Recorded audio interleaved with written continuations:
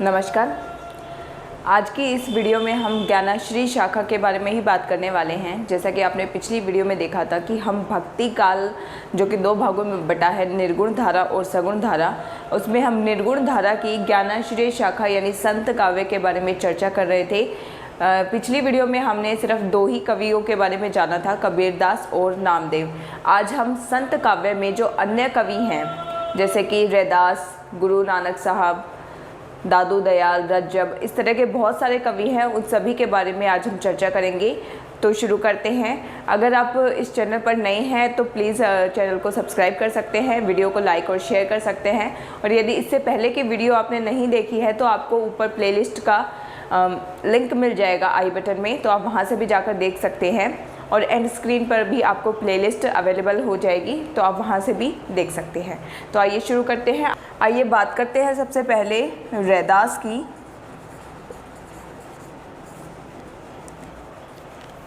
देखिए, इनका जो जन्म हुआ काशी में हुआ।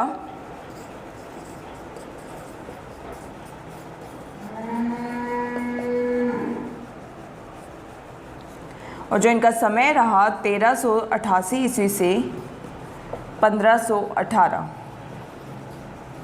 ठीक है, ये आपको ध्यान रखना है। इनके गुरु का जो नाम था वो था रामानंद।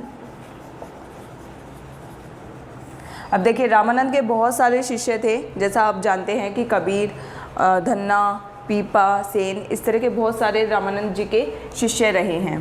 तो रैदास भी रामानंद जी के ही एक शिष्य थे। और रैदास जो थे वो जाति से चमार थे। ठीक है, ये भी आपको ध्यान रखना है। अब एक चीज़ और, रैदास का जो नाम था, असली नाम, वो है रविदास। ठीक है, तो रैदास के नाम से भी मिल सकता है आपको, रविदास के नाम से भी मिल सकता है, ये ध्यान रखिएगा आप। मैं लिख देती हूँ अन्य नाम। ठीक है, रैदास जो हैं, रैदास खुद किसके गुरु थे? तो जो रैदास के शिष्य थे, यानी रैदास के जो शिष्य थे वो थे मीराबाई और उदय। ये रैदास के शिष्य थे। ठीक है, ये आपको याद रखना है। और रैदास के जो पद हैं वो गुरु ग्रंथ साहिब,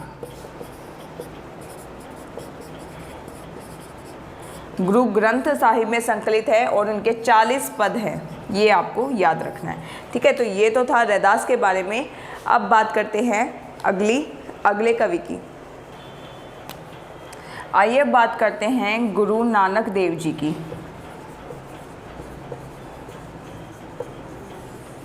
गुरु नानक देव जी, सबसे पहले इनके जन्म के बारे में जानते हैं।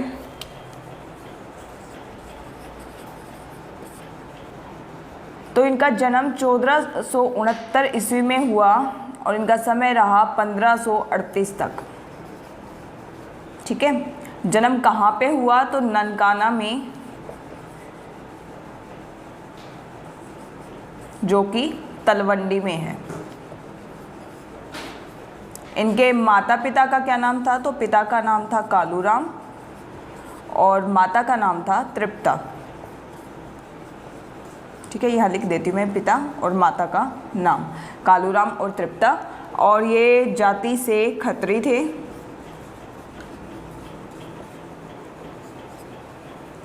गुरु नानक देव जी की पत्नी का नाम था सुलक्षणी, याद रखना आपको। ठीक है, ये इनकी पत्नी का नाम था। और इनके 2 पुत्र थे, इनका नाम था श्रीचंद और लक्ष्मीचंद। ठीक है, ये तो था इनके परिवार के बारे में। अब जो आपको इम्पोर्टेंट याद रखना है कि गुरु नानक देव ने सिख संप्रदाय की स्थापना की। और ये सिख संप्रदाय के जो हैं आदि गुरु भी कहे जाते हैं और सिख संप्रदाय के प्रवर्तक भी कहे जाते हैं। ये आपको ध्यान रखना है, ये प्रवर्तक रहे हैं सिख संप्रदाय के।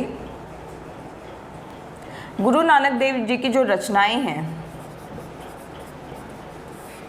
वो हैं जपूजी, आसदी बार, रही रास,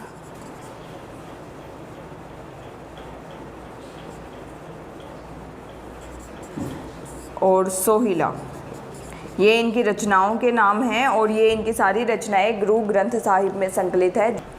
इनकी एक और महत्वपूर्ण रचना है जो आपको याद रखनी है, नसीहतनामा। ठीक है, तो ये तो है गुरु नानक देव जी के बारे में कुछ महत्वपूर्ण बातें।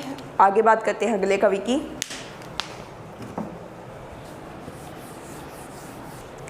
तो आइए देखते हैं दादू दयाल जी के बारे में कुछ महत्वपूर्ण बातें। दादू दयाल, तो दादू दयाल का जन्म हुआ 1544 में और इनका समय रहा 1603 तक। ठीक है, ये आपको ध्यान रखना है। जन्म कहाँ पर हुआ? तो अहमदाबाद में। गुरु का नाम पूछा जाता है तो इनके गुरु का नाम था वृद्ध भगवान। और इनकी अगर जाति पूछी जाए तो ये जाति से धुनिया या मोची कहे जाते हैं। देखिए, दादू दयाल के संप्रदाय को दादू पंथ के नाम से भी जाना जाता है। दादू पंथ इनके संप्रदाय का नाम है, लेकिन इस संप्रदाय को ब्रह्म संप्रदाय या फिर पर ब्रह्म संप्रदाय के नाम से भी जाना जाता है। ये आपको ध्यान रखना है। तीन नाम हैं इनके संप्रदाय के। ठीक है, और ये जो दादू पंथ संप्रदाय है ये कहाँ पर ज़्यादा, इसका जो केंद्र है वो कहाँ है?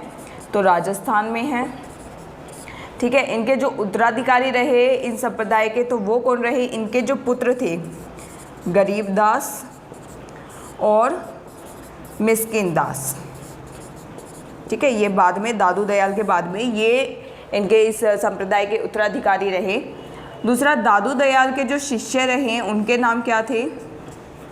एक चीज़ और आपको ध्यान रखनी है कि दादू पंथ की जो प्रधान पीठ है, मैं यहाँ पे लिख देती हूँ, प्रधान पीठ ये नरेना में स्थित है। नरेना एक जगह का नाम जहाँ पर ये स्थित है। अच्छा, तो बात करते हैं दादू दयाल के शिष्य कौन कौन थे। तो रज्जब, सुंदरदास, प्रागदास और जनगोपाल। ठीक है, ये इनके शिष्य रहे। मोस्ट इम्पोर्टेंट इनकी रचनाएं, तो जो इनकी रचनाएं हैं वो है हरड़े बानी,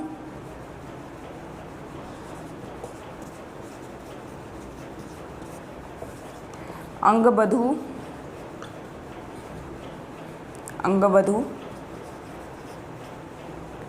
और काया बोली।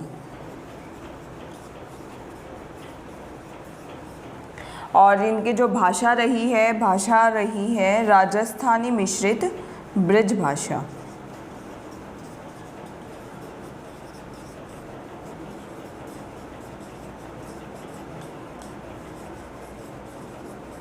ठीक है, तो ये तो है दादू दयाल के बारे में कुछ महत्वपूर्ण बातें। उम्मीद है आपको सारी समझ आ रही हैं। अब बात करते हैं अगले कवि के बारे में। आइए बात करते हैं हरिदास निरंजनी की।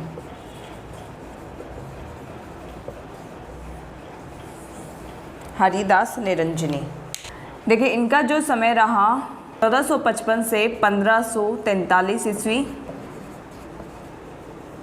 जन्म स्थान जो था वो था डीडवाना और इनके जो गुरु थे, गुरु का नाम था प्रागदास। ठीक है, हरिदास निरंजनी ने निरंजनी संप्रदाय की स्थापना की। निरंजनी संप्रदाय,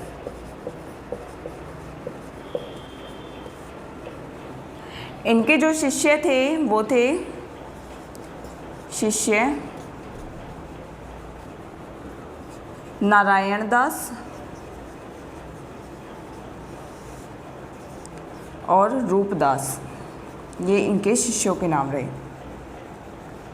ठीक है, अब देख लेते हैं इनके कुछ महत्वपूर्ण रचनाएं।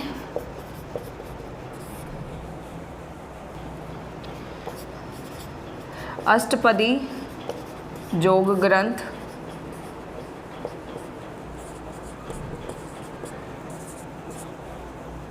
ब्रह्मस्तुति,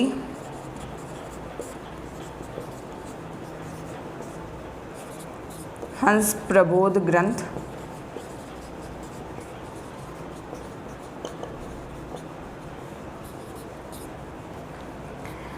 निरपख मूल ग्रंथ,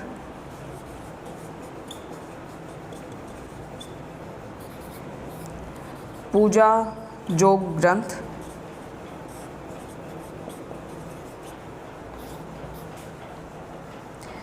समाधि जोग ग्रंथ,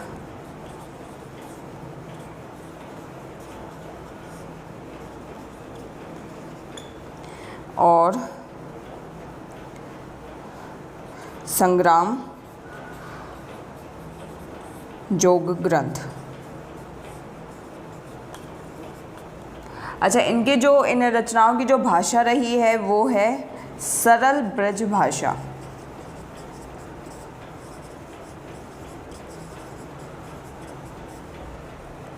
ठीक है, तो ये आप देख सकते हैं, आप चाहे तो इनके स्क्रीनशॉट भी लेके रख सकते हैं। तो ये रचनाएं हैं अष्टपदी जोग ग्रंथ, ब्रह्मस्तुति, हंस प्रबोध ग्रंथ, निरपख मूल ग्रंथ, पूजा जोग ग्रंथ, समाधि और संग्राम जोग ग्रंथ।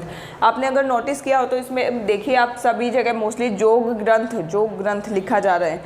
तो ऐसे भी आप याद रख सकते हैं कि जो भी जोग ग्रंथ के नाम से है वो हरिदास निरंजनी का लिखा हुआ एक साहित्य है। अगले कवि के बारे में जानते हैं।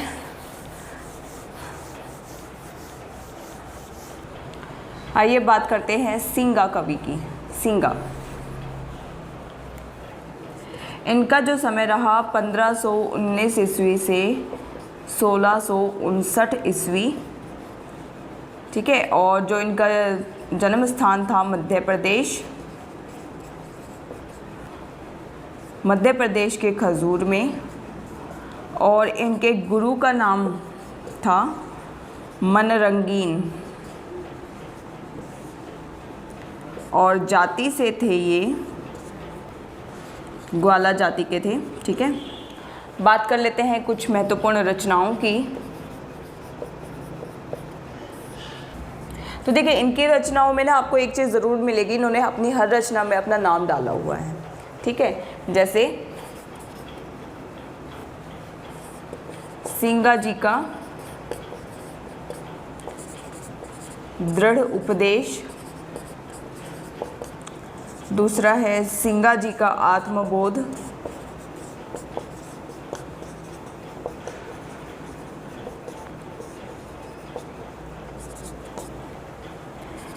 सिंगा जी का दोष बोध,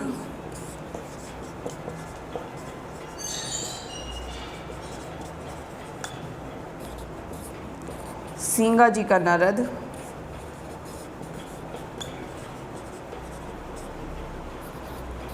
सिंगा जी का शरद,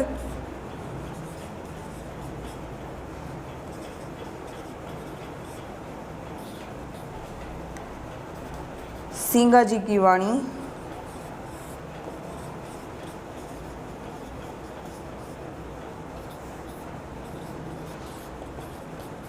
सिंगा जी की वाणीवली,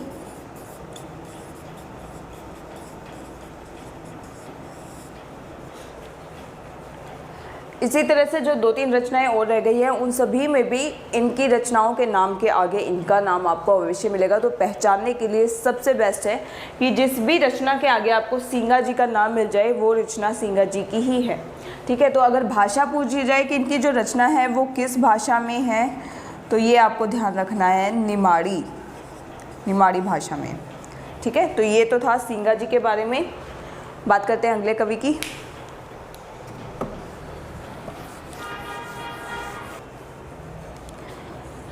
आइए बात करते हैं मलूक दास जी की। इनका जो समय रहा 1574 से 1682 ईस्वी। जन्म स्थान रहा इलाहाबाद।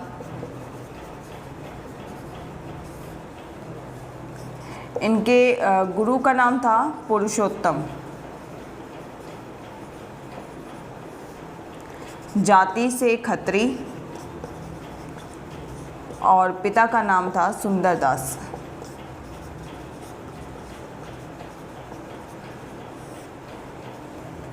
देखिए रचनाएं बात करते हैं। रचनाएं रत्न खान, ज्ञान बोध और ज्ञान परोक्षी। ठीक है, अब ये तीनों जो रचनाएं हैं ये अवधी भाषा में हैं, ये आप याद रखेंगे। इसके अलावा इनकी रचनाएं हैं भक्त वच्छावली,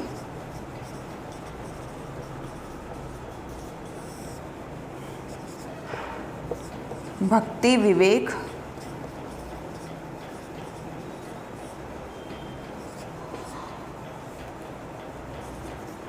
बारह खड़ी, रामावतार लीला,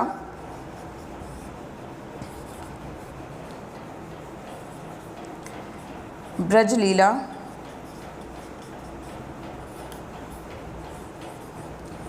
ध्रुव चरित, सुख सागर,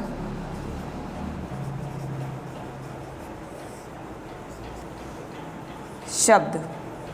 अब इनकी ये वाली जो सारी रचनाएं हैं 4 से लेकर 11 तक, ये सारी लिखी गई हैं ब्रज भाषा में। ठीक है, तो ये ध्यान रखना आपको कि इधर की इनकी जो रचनाएं हैं ये 3 रचनाएं अवधी भाषा में हैं और ये बाकी की सारी रचनाएं इनकी ब्रज भाषा में हैं। तो अब नेक्स्ट कवि की बात करते हैं। तो आइए बात करते हैं बाबा लाल की। बाबा लाल, तो इनका जो समय रहा 1590 से 1655 तक। ठीक है, ये इनका समय रहा। बाबा लाल जो है पंजाब से थे, पंजाब में इनका जन्म हुआ और ये जाति से क्षत्रिय थे। ठीक है, अब इनकी रचनाओं के बारे में बात कर लेते हैं। रचनाएं, पहली है असरारे मार्फत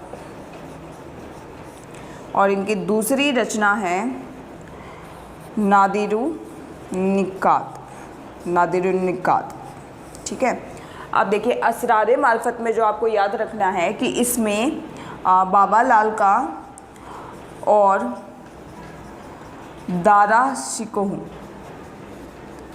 इनका वार्तालाप है। ठीक है, इनका वार्तालाप इस पुस्तक में लिखा गया है और जो नादिरुन निकात पुस्तक है इसमें बाबा लाल के विचारों का संग्रह है।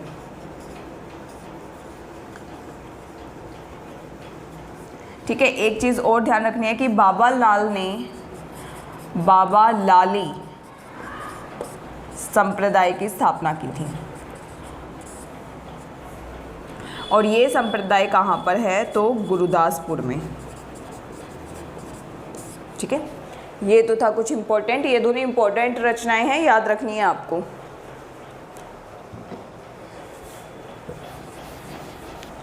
अब बात करते हैं सुंदर दास के बारे में। सुंदर दास,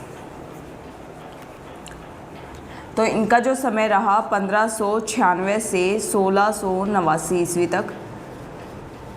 ठीक है, जयपुर में इनका जन्म हुआ था और इनके गुरु कौन थे बताइए? दादू दयाल। सुंदरदास की 2 रचनाएं मिलती हैं।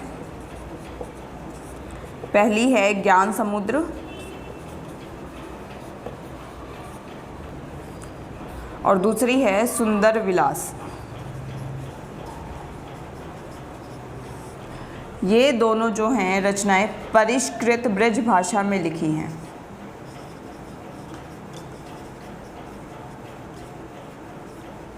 ठीक है, ये तो था सुंदरदास जी के बारे में।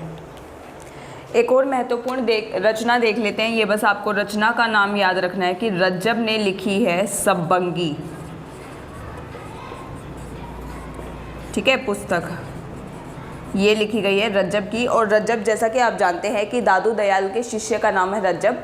तो मैं आपको एक चीज़ और बात बता दूं कि दादू दयाल की वाणियों का संग्रह जो सबसे पहले किया गया था हरड़े वाणी के नाम से किया गया था। ठीक है, उनकी रचनाएं आपने पढ़ी ना कि दादू दयाल की 3 रचनाएं हैं, हरड़े वाणी, अंगवधू और काया बोली। तो मैं आपको बता दूं कि दादू दयाल की जो वाणियों का संग्रह हुआ था सबसे पहले हरड़े वाणी के नाम से हुआ था, लेकिन बाद में पुनः रज्जब ने उनकी वाणियों का एक बार फिर से संग्रह किया और उसको नाम दिया था अंगवधू। यानी दोनों ही किताब सेम है, हरड़े वाणी और अंगवधू, बस दोनों के जो लेखक हैं वो अलग अलग हैं।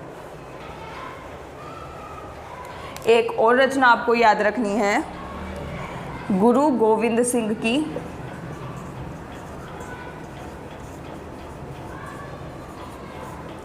गुरु गोविंद सिंह की रचना है और ये इसका नाम है चंडी चरित्र, जो आपको याद रखनी है, एग्ज़ाम में पूछी गई है।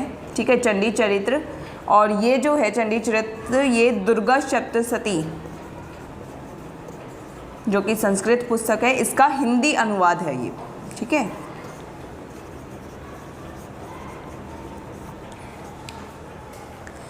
तो ये तो था संत काव्य में कुछ महत्वपूर्ण कवि और उनकी महत्वपूर्ण रचनाएं। तो उम्मीद है आपको ये पसंद आई होगी।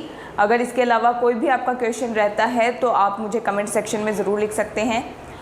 एक चीज़ का और आप ध्यान रखें कि संत काव्य में जो संत लोग थे उन्होंने नारी के कामिनी रूप की निंदा की है, ये आपको ध्यान रखना है। कामिनी रूप क्या होता है मैं आपको ज़रा सा समझा देती हूँ कि नारी के भी एक तरह से दो रूप माने गए हैं। पहला जो पतिव्रता नारी होती है, यानी जो सिर्फ अपने पति के सेवा करती हैं, किसी पर पुरुष के बारे में नहीं सोचती, और दूसरे होता है उनका कामिनी रूप, यानी एक स्त्री जो कई सारे पुरुषों के साथ संबंध बना लेती है।